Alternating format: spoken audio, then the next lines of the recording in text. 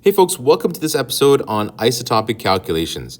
All right, we have made the journey to the more challenging question of the bunch.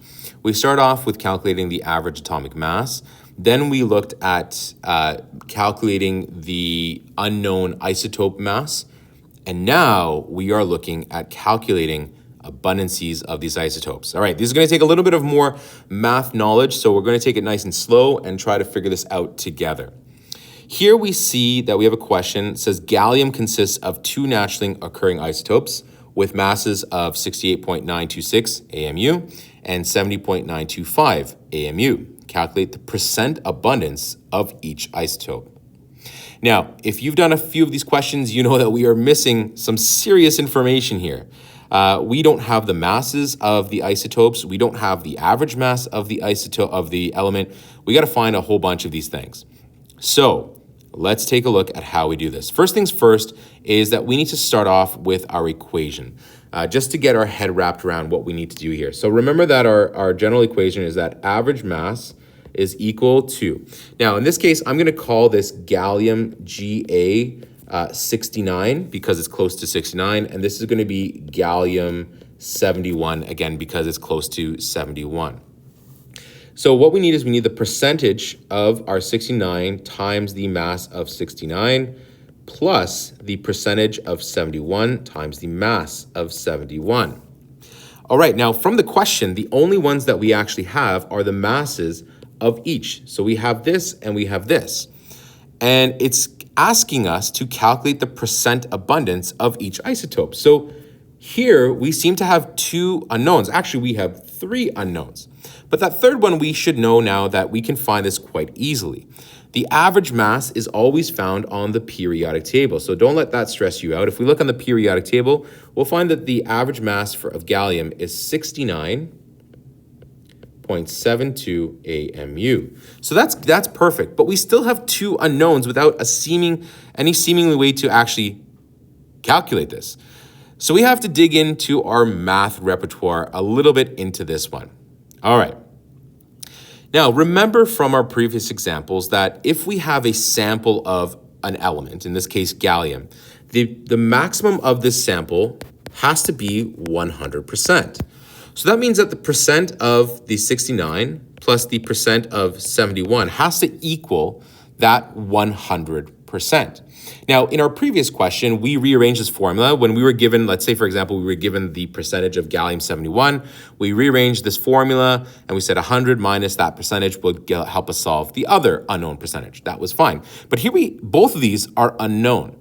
So what we have to do is we have to let one of these percentages equal X. So I'm going to say let percent of 69 equal X. That means that let the percent of 71 equal Y. Now you could choose any variables, X and Y, or A or B, but X and Y just seems to be the standard. Now, if this case, we would call these our decimals, right? So we divide this by 100, divide this by 100, and divide this by 100. And that would be X, this would be Y, and this would be 1, right? So 100 divided by 100 would be 1. So if we look at this, when you have a plus, we have an equals, X plus Y should equal 1. This right here is our new equation. I'm going to rewrite this. X plus Y is equal to 1. So the percentage of 69 in a decimal will be X. The percentage of 71 as a decimal will be Y. And 100% as a decimal would be 1. Okay, it's not really a decimal. It's 100 divided by 100. This is our equation. Now, if we were to plug this equation in, we will get two variables. So we have to rearrange this equation and we can solve for one of them. And what I'm going to do is I'm going to solve for Y. So to solve for Y, I'm going to move X to the other side, and Y is going to be equal to 1 minus X. This is what we need. This is the way that we can get rid of two variables. Because if we were to just apply it as is, remember that let the percentage of 69 equal X and the percentage of 71 equal Y. If we did that, we would just have X and Y, and we'd have two variables. We wouldn't be able to solve this. But now by rearranging this equation, we can make Y equal 1 minus X. Instead of just having Y over here, we would have 1 minus X. this consolidates our variables, and now we can solve for x. Okay, so let's start plugging in our values here. Now, in these particular cases, I always find it easier just to work through it, not necessarily manipulate the equation first, because where are we solving? Are we solving for x or 1 minus x? Let's just leave it as is and work through it and then move the variables around a little bit later on. So first things first is let's start putting in some of our variables. The average mass, and I'm just going to do this out so you can see the progress. You don't necessarily have to do these steps. You do what's comfortable for you, but I just want to show you how we get to where we get. So we know that our percentage of 69 times the mass of 69, okay? And what we're going to do is we're going to substitute that percentage of 69 for what we discussed before, that the percentage of 69 is going to be equal to x, okay? Now, the next is that we let the percentage of 71 equal y times the mass of 71. Okay, so all I've done is I've substituted the variables that we let them equal over here. But what we noticed again is that we have two separate variables. We need to somehow get that y and turn it into an x. And this is where we're going to now do our substitution. So I'm just, again, we're going to rewrite this. Average mass is equal to x times the mass of 69 plus, now we're going to substitute this expression in for y. We're going to have another bracket, 1 minus x. Okay, let's make that a little cleaner here. 1 minus x times the mass of 71. Okay, we're at a pretty good place right now. We have one variable, and now we can use that variable to solve for x and then be able to then apply that next to solve for y. But right now, let's start plugging in some numbers, and then we'll start multiplying out and doing some distributive properties.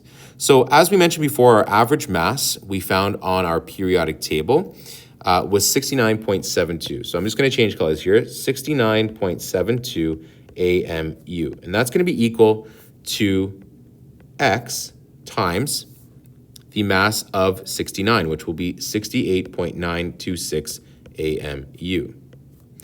Plus, all right, we have 1 minus x, and then we have the mass of 71, which will be 70.925 AMU. All right, so where do we go from here? We can start multiplying things within the brackets. So this will multiply together, and then we have this expression over here. This is going to be the distributive property. So we're going to multiply this, and we're going to multiply this within that bracket over here. So let's try to FOIL this out. And let's see what we get. So once again, I'm just going to rewrite this. 69.72 AMU is equal to 68.926 AMUX, okay, plus, now 70.925 times 1 is the same number, is going to be 70.925 AMU, nothing different there. And then 70.925 times minus x will be minus 70.925 AMUX.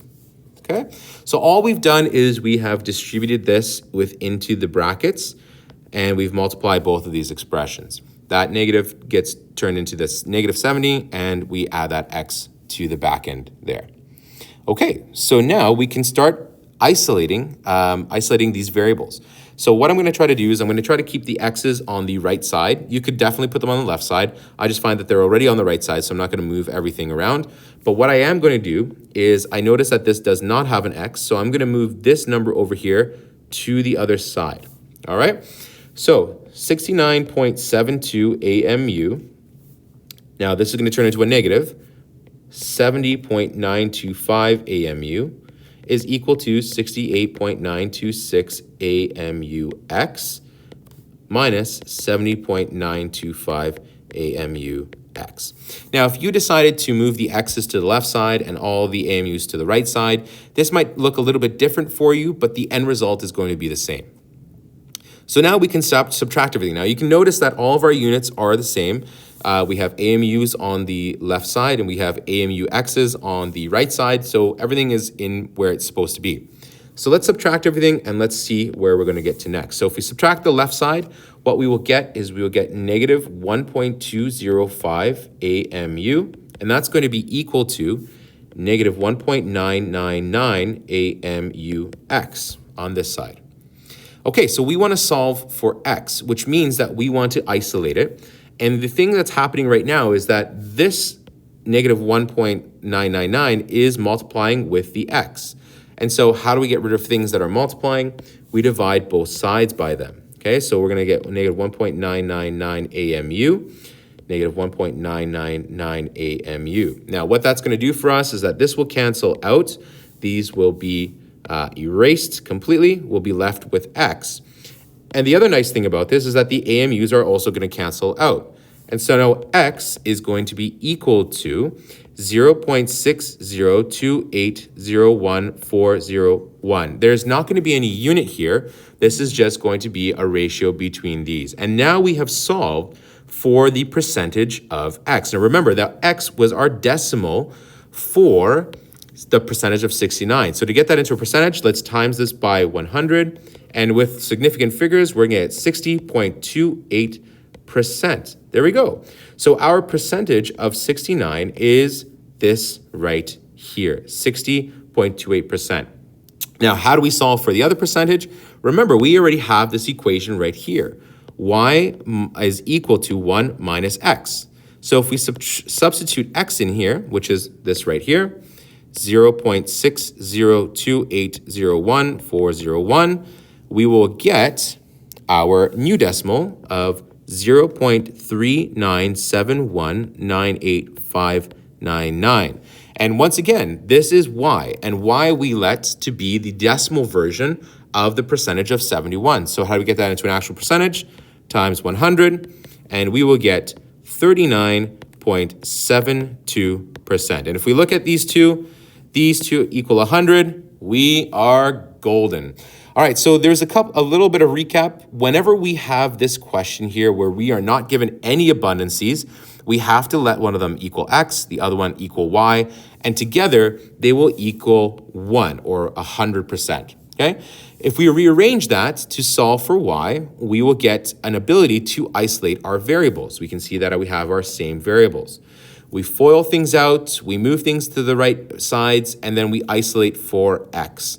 We solve for x, that's our decimal. We apply it into our equation of y is equal to 1 minus x, and then we're able to solve for the percentages of both. I hope you found that very, very helpful. As always, please like and subscribe to the video. Please hit the bell notification. Share this with all your friends that are struggling with questions like these, and we'll catch you on the next one. Take care.